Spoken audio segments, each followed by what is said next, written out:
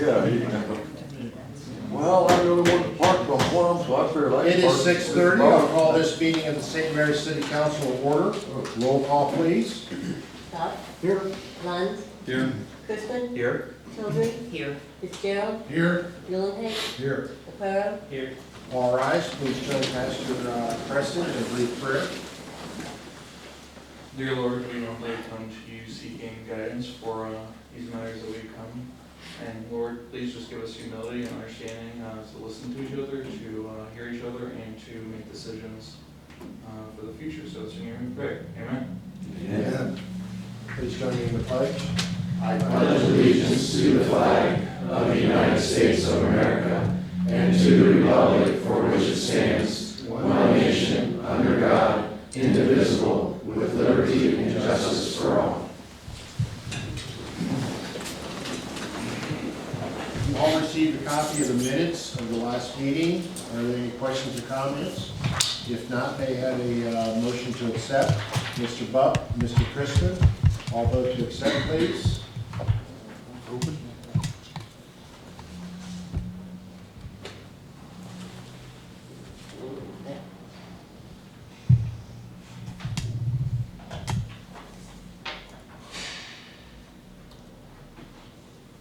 All yeses.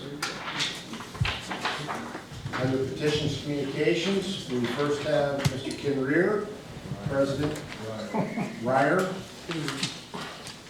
President of the newly formed Veterans Foundation, Museum of St. Mary's. Mr. Ryer, you have the floor. Thank you. We can call the IT guy to get that set up. I've already heard that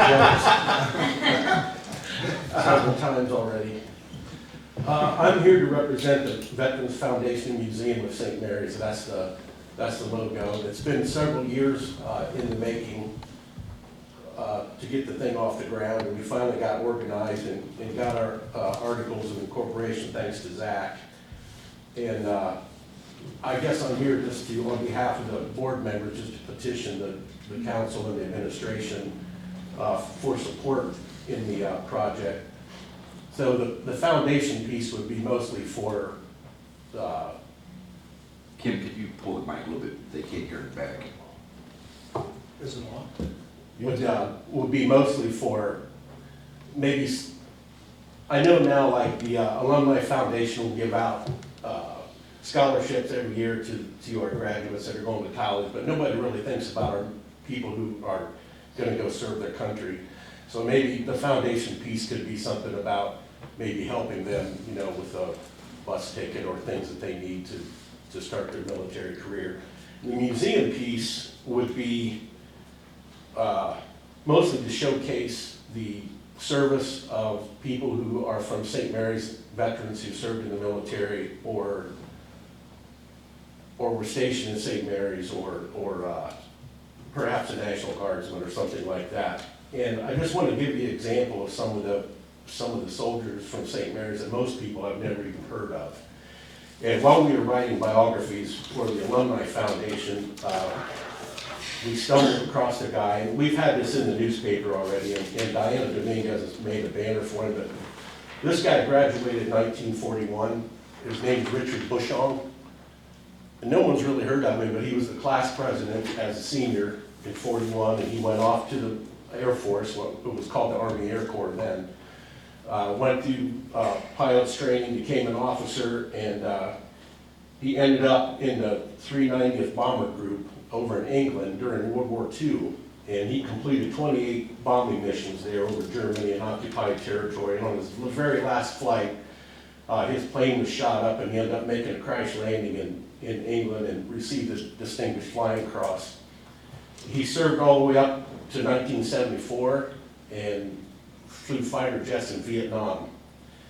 In 1991, he was driving through Tucson, Arizona, and discovered that there was a museum dedicated to the 390th Bomber Group, and he's been working there ever since, and he just turned 102 about a month ago. Wow.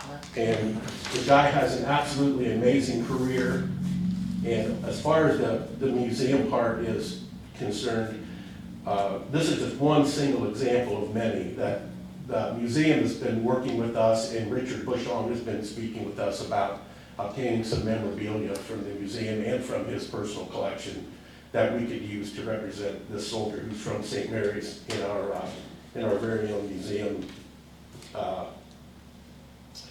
So with that saying, we're just looking for support from the administration and from the city council, and possibly might include at some point a venue to house the foundation and the museum, if we have some unused space possibly, that we could maybe work something out. If there's any questions on that, I can answer anything, I think. Are there any questions or comments from council?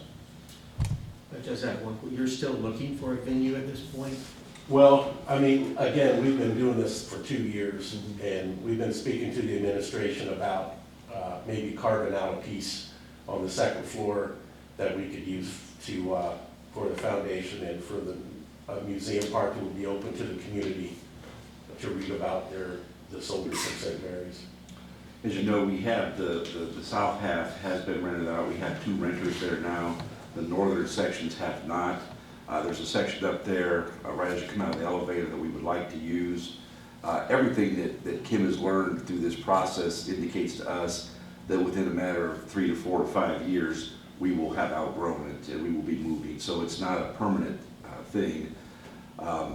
It seems like the most logical place to be. We think it should be under some type of city control, just to make sure things are done properly, and that the families feel comfortable in allowing their items to be displayed, their soldiers' items to be displayed.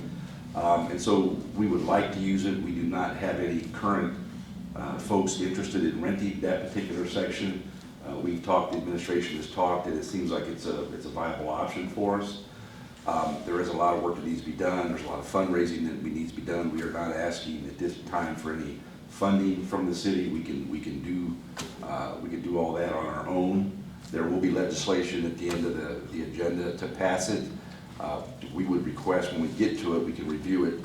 We would request it be passed tonight. It doesn't have to be, but we got a lot of work to do. There's a lot of board members. There's a lot of fundraising that has to be done. We just had our first meeting last week, and so there's just a ton of work to do, and the sooner we get moving, the better. We would like to have that location, and we certainly understand some of the concerns you may have. But we're here, we'd like to talk to you about that option. I'd like to advise council that this being a resolution going to be before us, and this having no monetary value, we can pass it on one meeting. Is there anything for the donation factor? You guys putting together a 501c3 type of issue for that? Correct. That's already finished, yeah. During all the research, if you look, there's so many different models of, like a Veterans Foundation / museum. Some of them are strictly nonprofits that ran with the board of directors, and then it goes totally to the other end where they're sponsored by the local government, which is the safest way. I guess the last thing you'd want to do is get a venue somewhere which we know happens, have a venue picked out somewhere and do all that work, and then 2 months later get kicked out in the street with someone else's property. So I do think that the government sponsor, or if that's the right word, would be better for the organization. So there will be a large fundraising event. There will be sponsorships available. There will be annual memberships that we've talked about. So there's just a lot of work for us to do. We are in need of some seed money, so if you're feeling generous tonight, we can set a hat at the back and you can put some money in that for us. Mr. Bakley is going to handle all the money coming in and money going out. So that's what he does. He's part of the membership, and he's agreed to do that for us. So. Yeah, Bob, it's going to operate as a donor-directed fund under the St. Mary's Community Foundation. So they'll handle the accounting, which is real nice. Okay. Is there any other questions or comments? Well, I can just add that helping Kim with this book that we're putting together, for my part, I found so many intriguing, amazing stories of these veterans. and most of them have passed or were killed in action. And they're just incredible stories. All these men with uncommon valor right here in St. Mary's. It puts a lump in your throat, it makes you very proud, and it's something we should pursue, anything for the vets. And that's not to exclude all the service members from St. Mary's, and I'm sure the number's in the thousands who served during peacetime that I've spoken with that just have absolutely amazing stories and places they've been and artifacts that they have that I think that the community would love to see. Is this something that will be open during like business hours of the city? How is that? That's probably too soon, I don't know. We are working through those details. That's one of the beauties that if it is here, the building's open during the week, obviously we'd have to have volunteers to staff it or board members, just so that there's someone up there. So that's one of the reasons, the security of the building. We want to make sure that families feel comfortable that their items are safe, and this building would offer that. But we would work on those details. But yeah, the idea is to try to have it open as much as we can. Obviously, there's an art to switching out the displays to keep them fresh so that you're not seeing the same things all the time. So there's a lot of things. Like I said, we've only met once, something that we've been talking about for a couple of years. We've met once to get things going, and so there's still a lot of questions, Michael, that we haven't worked out yet. Any other questions or comments? Thank you, sir. Thank you. Next sitting on my list is Sergeant Booz. He's here to answer any questions about the incident this past weekend. Maybe you can start off and tell us what you're allowed to tell us. I'm sure. All right. Good evening, council. Good evening. My name is Sergeant Booz. On Saturday, April 26th at 4:30 in the morning, our office was contacted in regards to an individual that was jumped at Circle K, 105 North Spruce Street. Shortly after that initial call, our office received another call saying that there had been a gunshot. Officers from the St. Mary's Police Department and deputies from the All Lakes County Sheriff's Office did respond to Circle K to investigate the complaint. When officers from the St. Mary's Police Department arrived on scene, located in the east parking lot of the business, was a 22-year-old male gunshot victim. The male did have a gunshot wound to his leg. The St. Mary's Fire Department was contacted. They did respond to the scene to tend to the injured male. He was transported to Joint Township District Memorial Hospital, and then later transported to another hospital for additional treatment. The injuries were non-life-threatening. Through the investigation, officers did find that there were still some witnesses on scene, as well as some other individuals that were in the involved party. We were also able to determine that there were some individuals that fled from the scene shortly after the shooting occurred. Through investigation, between leads, witness statements, and evidence, we were able to determine who these individuals may be. They were located a short while later, and as a result of the investigation, there is a 17-year-old male from Columbus that was transported to the West Central Ohio Juvenile Detention Center in Troy and is being held. The case has been sent to the All Lakes County Prosecutor's Office to be reviewed for charges. At the time, the case is still being reviewed. No charges have officially been filed yet, but that's where the investigation stands at this time. Thank you. Is there any questions or comments from council? Sergeant, are you at liberty to say how the firearm originated? Was it this kid got it from his parents? Did he steal it? Was it legally owned in any way? Yeah, I cannot comment on that at this time. Yeah, okay. Sergeant Booz, were there local individuals that were involved with the incident on either party? Yeah, some of the parties were local from the St. Mary's area. Thank you. Any other questions or comments from council? Sergeant, thank you very much. Yes. Thank you. This being petitions and communications, is there anyone else from the audience wishing to address council? If not, moving right along, then we have reports of city officials. We have the tax commissioner's report.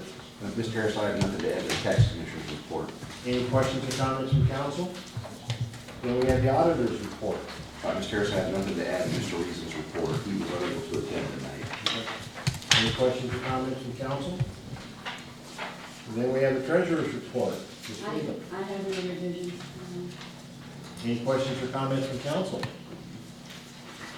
Then we have the director of public service and safety report, Mr. Foxell. Mr. Harris, I have nothing to add to my report. I will be glad to answer any questions that anyone has. When that's over, our mayor has a few things he'd like to say, but I'll be glad to answer any questions. Okay. Any questions or comments from council? Yes. I know this will kind of tie in because we're talking about the tax levy in regards to public safety. It's not a specific note. But for people who have had questions on the tax levy, would you be able, would anyone in the administration be able to kind of explain how that money is being spent over the next 10 years, what the plan is on that, and specifically, I'd like for people to understand what type of budgetary issues it could or could not cause if we lost that 5%. Do we know what type of impact that would have on our upcoming operating budget? It would have a huge impact if it did not pass. Prior to 1985, the capital improvement projects and purchases were funded through the 1%. By law, we are allowed to impose a 1% tax, and Mayor, feel free to jump in at any time. So prior to 1985, that's how we funded it. That 1% currently is broken down into 3 different areas. 72% of that 1% goes to the general fund. 18% of that 1% goes to the street fund or the general services department, and 10% of that 1% goes to the capital improvement. And so that money is earmarked for anything that's over $500 and over 5 years, we use that. The voted tax language in the legislation is very specific about what we could use it for. A lot of it is police, fire, parks, roads, and things of that nature. Every department within the city has a 5-year plan. Most entities, be it a school or a municipality or village, we forecast out 5 years. And to be honest with you, when you get to year 4 and 5, you're really trying to guess what might break and need to be replaced. As you'll see, these 5-year plans, and they're public records, anyone can get them, and I'd be glad to get you copies of them, or Deb would be glad to get those copies for you. It's hard to really tell. You know, sometimes things last longer than we think, and sometimes they break sooner than we think. And so we do the best we can. A lot of times it's just there's unknowns. I've been asked before by certain citizens, it's a 10-year renewal, why not go out 10 years? You could do that when you look at certain patterns within the 5-year plan. You'll see that certain vehicles, ambulances, police cars, Sergeant Boost vest has to be replaced every 5 years, weapons updated, lasers updated, tasers updated, and things of that nature. So there are certain patterns that are established in that 5-year plan. You could just continue that out if you like. But when it comes to other equipment, if you look at this 5-year plan, you may see in 4 or 5 years, they've got $20,000 set aside, and we talked about this in finance committee meetings. Unforeseen issues with the safety building. We don't know if the furnace is gonna go out, or if the air conditioner is gonna go out, or if the roof is gonna leak. They're flat roofs, they all leak at some point. And so it's really difficult to pinpoint too much further out than 5 years. I understand their concern. I feel like there would be way too much speculation in that. For instance, roads. The roads that we hope to fix in 2026, we are evaluating those roads in 2025. To say these roads will be resurfaced or reconstructed in 2032 to me is ridiculous. Because there's a lot of things. The weather has an impact, on the roads. How much the weather could be, how much do we plow it, how much salt's been put down, how many trucks have been across it. We don't know, and especially we don't know which ones are going to break down and need reconstructed, which ones are going to be resurfaced. We don't know what the cost is going to be. The asphalt costs are driven by gasoline prices. We don't know what those are going to be. If we did, we'd probably have better jobs than what we have right now. We could predict that. So it's just, to me, I don't want to say it's unreasonable, but it's difficult to pinpoint that information down with a lot of accuracy. There's just too much speculation in it, and I don't think that does us any good. So I understand where you're coming from. Yes. I've had some of those conversations myself. The voting tax is critical to our operations. If it doesn't pass, things will change. There will be things, I think, in the Finance Committee, we talked about that. We didn't assume this is gonna pass this year. We budgeted accordingly. Now, if it passes on May 6th, and we hope it does, there are some projects that we may bring back that we know we have the funding for. We simply weren't gonna overfund that account. Yeah. So that's kind of where we're at.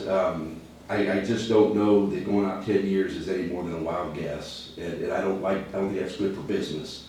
I don't know, Mr. Mayor, if you'd like to add to that. No, I just want to add that, Mr. Foxhoven hit it on the head. A lot of it pertains to weather. Really, if we have a tornado that comes through and wipes out KC Geiger Park, that's where part of the 0.5% goes to. How do we fund that? You know what I'm saying?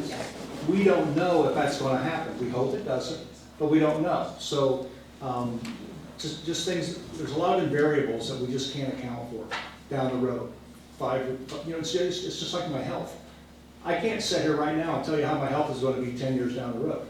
I don't know. And the same way with this, we don't know what the outlook's going to be down the road 10 years from now. So yeah, so 5 years, yes, we can work within that plan. Yeah. But to go beyond that, I think it's kind of hard. Every week or every month, there's a major equipment failure, there's a vehicle that's broken down. It could be very frustrating. You'll see some supplementals for some solid waste vehicles. We have good mechanics. We are very careful with our pre-trip of these vehicles. We make sure they're taken care of. Most of them are garage. I think the only vehicles that aren't garage are the police department vehicles, believe it or not. And so, but we can't control all of those. And so it never fails. There will be a vehicle that's a couple years old and it gives up the ghost and we gotta replace it.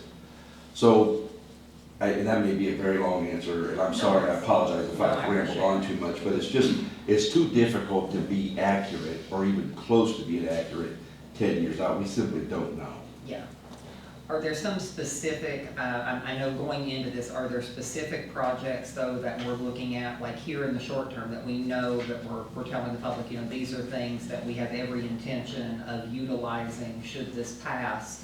This is something that you as a community need, that we're planning on using these funds for, so they can understand in a tangible way. Yeah, typically every year we will have some roads that are fully reconstructed, and that means the utilities and everything are replaced.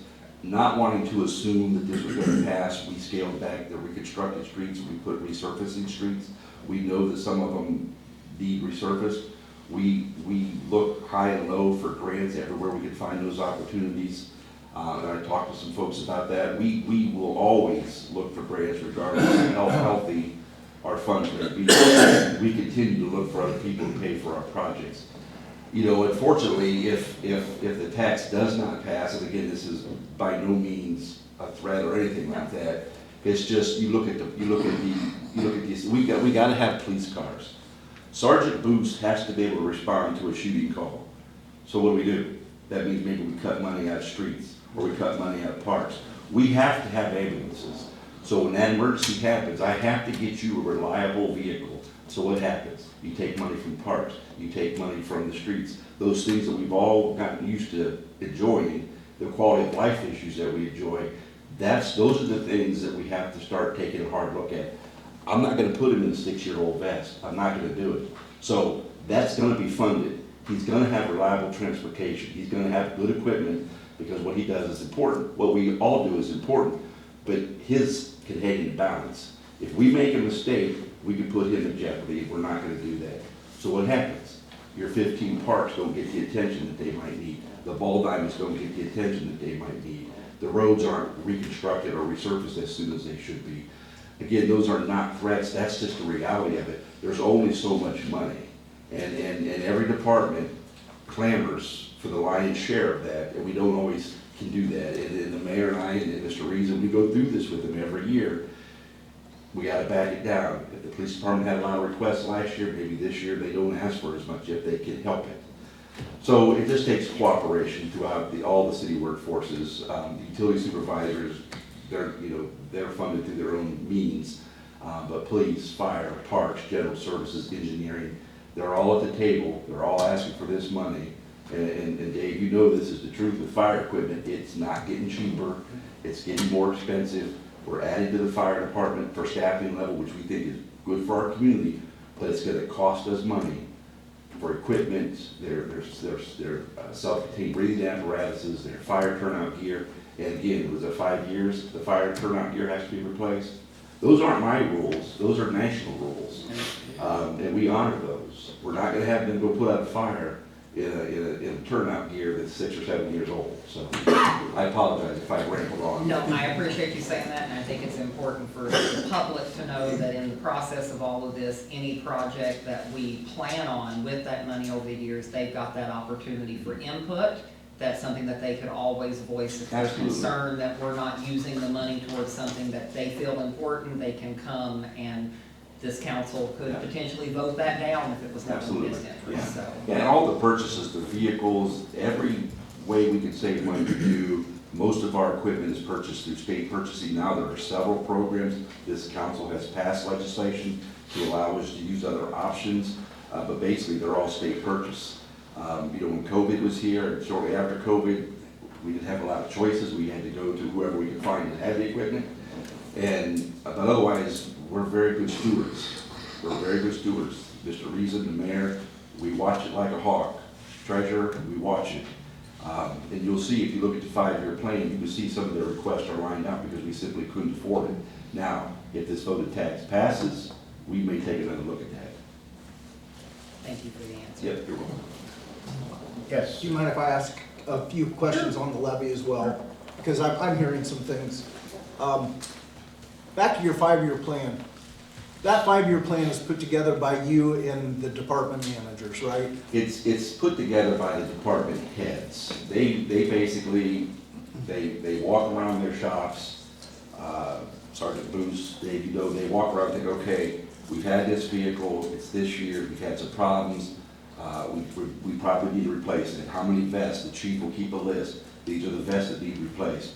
Turnout gear, these are the ones that need to be replaced. So yes, they all walk around, but it's not just police and fire. Every department head does that. Sure. From tax and utility, their budgets aren't what some of these other department heads are. But they do. They walk around and you look at your facilities, you look at your vehicles, you look at your equipment, and you try to gauge, am I getting the most life out of this? Things like that. So yes, they develop that, but it's just for capital improvement purchases or projects. We take care, the administration takes care of the wages, uniforms and things like that. So really the department head puts together the big ticket items. And it is their building. The fire chief, the police chief, they're responsible for that building. If that building is not kept the way it should be, we're gonna deal with that. It's got a flat roof. The thing's leaked forever. And we spend a lot of money to try to stop it from leaking. So they look at those things and they document them, they do their research, they submit it. We go through it with our finance committee meetings and we talk about it. And there's things that have been cut. And I'm telling you, we've missed some things where we thought this would last longer and they simply don't. Also, on the 5-year plan, is it a rolling 5 years, or is it, once the 5 years is up, we make a new plan? Well, we make a new plan every year. So right now. So it's a rolling. It's a rolling, but so every year, when the new year rolls, we extend it a year. Sure. And that gives those department heads, again, these are the department heads and utility funds as well. Water, sewer, electric, solid waste, they do the same thing. They look at it and say, okay, I had this slated for 2029. I don't think I'm gonna make it to 2029, and they'll bump it to 2028, and they just make some notes. Deb does all this, the heavy lifting with the paperwork on this. They just have to say, yeah, it'll make it or it won't. Or this has happened, and we need to change things. So it is rolling, but it rolls every year. Okay. And a lot of people are thinking that this levy is a slush fund. And I guess the way I understand it, it goes into a special fund. That special fund has a number. Yeah. And then it's under the general fund umbrella. However, I want to make sure people understand, we can't just use that for anything. We have it designated as to what we can use it for. If we would use it in the wrong way, isn't that called misappropriation of funds? It would be unlawful. If they want to know what we use it for, they should look at the legislation. The legislation spells out exactly what it can be used for.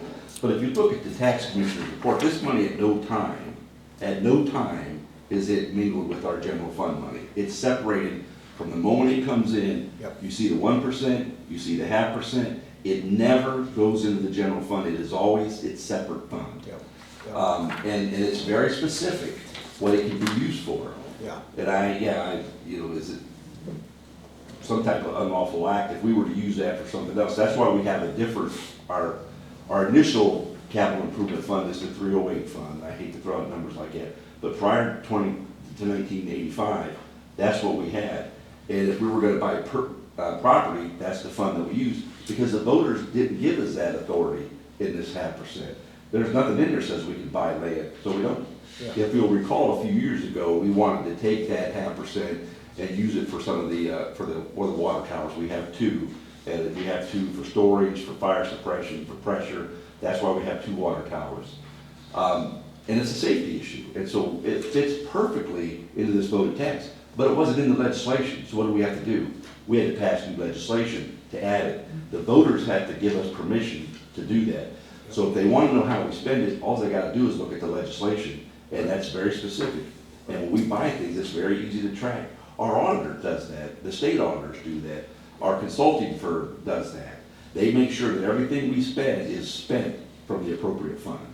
Thank you, because that's where I was going, is we are audited, I don't know how often. Too often, in my opinion. I don't know if it's every year, but Yes. we are. So they would catch something, if we were misusing funds, it would be caught. Oh, absolutely. Yeah. So I'm asking these questions because I'm hoping people that watch this video understand a little bit better that we have some pretty tight, strict controls on this levy. Now, we have a firm that we hire that helps us prepare for the audit. Yep. They look at everything, and it's the big things, the small things. They look at it, they check it, they pour through this information, and it's all prepared for the state auditors. But yes, we are audited annually. Okay. Annually. Yes, sir. Yep. Thank you. That's all I have. Any other questions or comments? I have just one. Okay, in the engineering section, number 4 and number 10, they're talking about the Indiana Avenue project and the sanitary sewer replacement project. And the fact that we either got no bids or only one bid, and that one bid was rejected. Do we have any indication, or are we confident that we're going to get bids in the future to have these projects completed? And would we potentially run into issue with the state funding part of the Indiana Avenue if we can't get it this year? I can talk a little bit about that. That specific project was a very specialized one. It was involved doing the linings of the sewer system, and it involved several areas of town that go under the canal and certain areas. And so there were 2 bids. One of the bids, after it was awarded, they found they did more investigation, and they found that they couldn't actually do the project. They weren't comfortable with it, so that bid was rejected, and then they went with the backup bid. So that's just a very specific sort of niche project that we only had that 2 bids and then one that would work. So I think overall we've been happy with the amount of bids that our engineering department has gotten over the past couple of years. After COVID, it was tough for a couple of years. But we've been getting good bids in the engineering department, so I wouldn't say that that's a trend. That was just a very odd, specific project. And some of this, Jim, I think ODOT questions how they worded it, and so they took responsibility for it. I think they're going to reword it and do some rebidding on it. I know there's different reasons why a bid would be rejected, that type of thing. Okay, thank you. Greg, I have just one. Yes, quick sir. one. Under Director of Public Service, and then under Personnel, and under General Services, there's all, let me go back.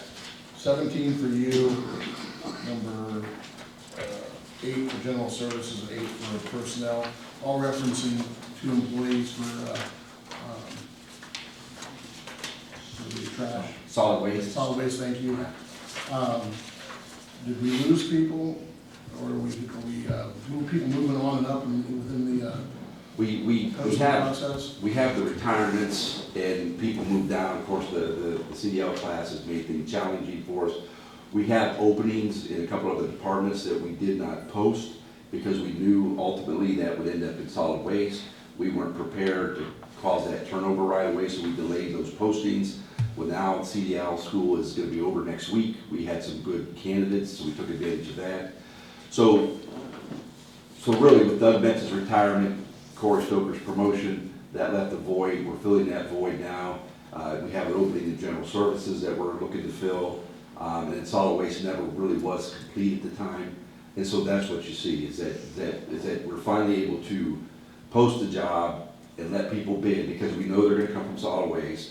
And, you know, as soon as they get their CDL and they're able to run the routes, then we pull them in the new department. So we've just intentionally delayed that process so that we could give the new supervisor of solid waste a little breathing room, because he's scrambling. In general services, because we've moved solid waste operations under the general services umbrella, general services backfills it. And so it's put a strain on that department too. And so we're at the point now where we have some really good candidates, and we feel we need to grab a hold of them.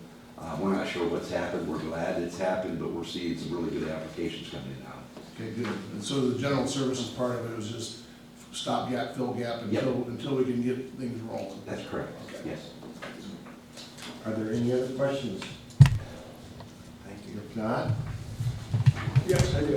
Thanks, Mr. Harris. Speaking of the 0.5% voted income tax, next Tuesday is voting day. I want to encourage our residents of the city of St. Mary's to get out and support this 0.5% renewal so that we can continue on doing what we've done over the last 10 years and over the past 40 years. I want to thank members of council that helped get the word out with yard signs and help distributing door hangers along the way. And to the committee that's helped organize this way back in January, I think we met. Greg and Zach and Mike Burkholder, Councilman Dan and Councilman John was on the committee.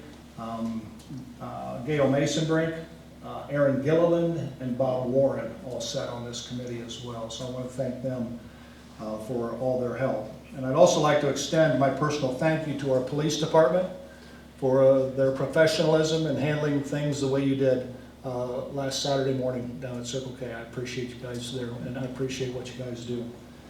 Also, First Friday is rolling around on Friday, and so if you want to see something kind of comical, I volunteered my face as part of what are you laughing at? As part of a fundraiser for the Girl Scouts. I'll be over in front of Hudson Jewelers. It was either getting a pie in the face or kissing a pig, and I thought, well, I'll take the pie. So that's all during First Friday, so I hope to see people down there for that. Also, I want to let you guys all know that all the windows are now in the building, so they're done. And from my understanding, the punch list is now down to double digits, and so they're continuing to work on them. I want to remind you of our open houses that we're having. It'll be Thursday, May 15th from 5 to 8 p.m. and then again on Saturday from 9 a.m. to noon. So I hope you guys can stop on down, talk to the public, and get some feedback. And also last Thursday we had our auction of Phase 3 down at Sleepy Hollow. 5 of those lots were up for auction, 3 of them sold. And so when it's all said and done, 11 of those 13 lots have been sold. So we're pleased with that. So that's all I got. thank you, Mr. Mayor. Is there any questions or comments? Okay, moving right along, reports of committees of city council. We have the finance committee, Mr. Fitzgerald. Thank you. Finance committee met on April 21st. Basically, a bunch of appropriations that need to be reviewed and looked at. And most of them, looks like we passed the ordinance to be represented in front of council today to review those different requests. And you can see most, I think a total of 560 202.77, and the largest one are mostly for garbage trucks, or the newer recycled trucks as well. So, see that more here when we discuss the legislation. Any questions or comments from council? Okay, moving down to readings of ordinance and resolutions. We have no third readings, nor do we have any second readings.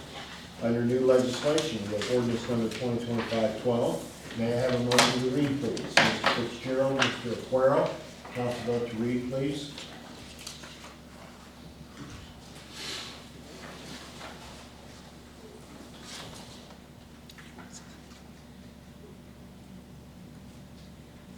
All yeses. Ordinance 2025-12, an emergency ordinance to make appropriation for current expenses and expenditures of the city of St. Mary's, state of Ohio, during the fiscal year ending December 31st, 2025. Mr. Foxell. Mr. Harris, as Mr. Fitzgerald indicated, there were 11 requests that have been submitted by supervisors and staff throughout the city. The total amount is $570,202.77. The requests are supported by our mayor and have been approved by the auditor. I'll be glad to review each and every one of them if you would like, but the biggest share, as Mr. Fitzgerald indicated, was for the solid waste vehicles, and there's $355,000 set aside for a new digger truck for the electric department. A digger truck is for digging where they set the poles, but we also use it to hold poles. You'll see sometimes in the storm, you'll see a truck out there holding it because they don't have time to change it out right away. Or we also, and that's what we're doing with this one, we're using it to lift the heavier equipment. Transformers are heavier than they ever been before. Our current truck struggles. It's only a 40-footer. This is a 60-footer, I believe Mac indicated to us. The biggest challenge is we can save money. We can save $100,000. This is a demo that we're buying that we would like to buy. But the biggest challenge is if we ordered that truck today, they told us we would have it in 5 years.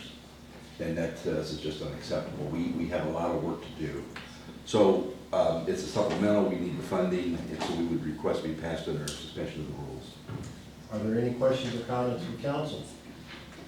If not, we have a request to suspend the rules. What is council's wishes? Mr. Yulnay. Make a motion to suspend the rules on 2025-12. Motion to suspend by Mr. Yulnay, second by Ms. Childry. Council vote to suspend, please.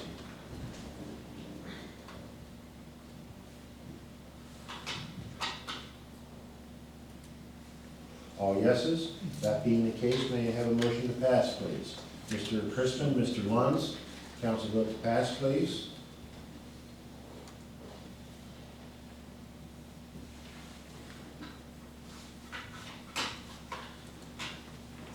All yeses. Thank you.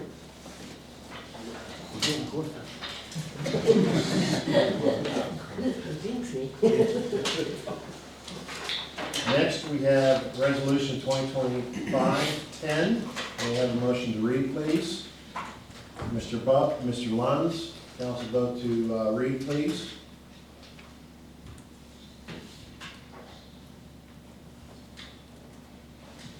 All yeses. Resolution number 2025-10, a resolution for the support of the Veterans Foundation and Museum of St. Mary's, VFMSM, whose goal is to promote an appreciation of veterans of St. Mary's, Ohio, and to authorize the Director of Public Service and Safety to collaborate with the VFMSM and authorizing the VFMSM to utilize the St. Mary's Municipal Building for their museum and office. We did try to find a cool acronym, but we couldn't get there. So I apologize, it's got a mouthful. You're making me tongue-tied. Any Any questions or comments from council? This was the presentation by Mr. Reeder. If not, this being a resolution with no monetary value, I can accept the motion to pass. Mr. Crispin, Ms. Childry, council vote to pass, please.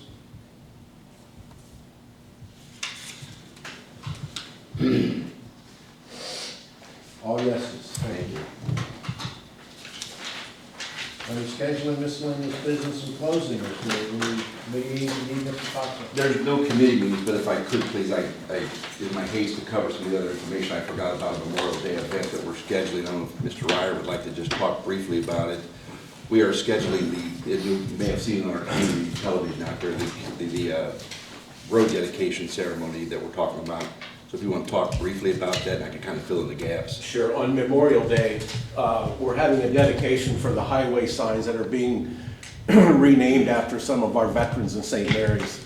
So it would be Ronnie Blair, who lost his life in Vietnam, is highly decorated for valor. Charles Kettler and Herbert C. Linville lost their lives in World War II. So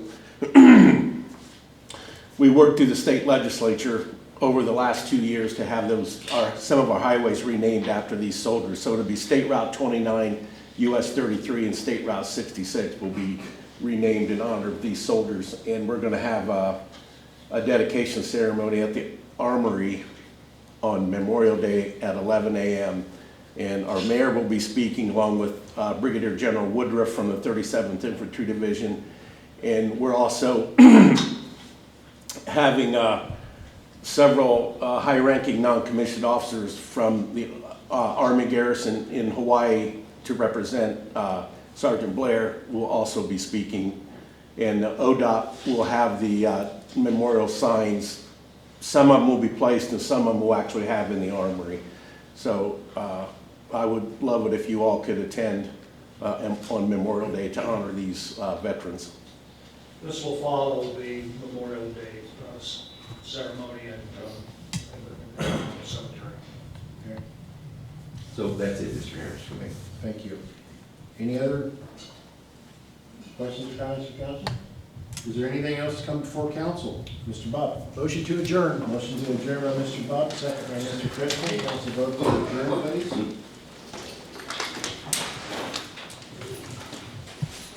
All yeses, thank you.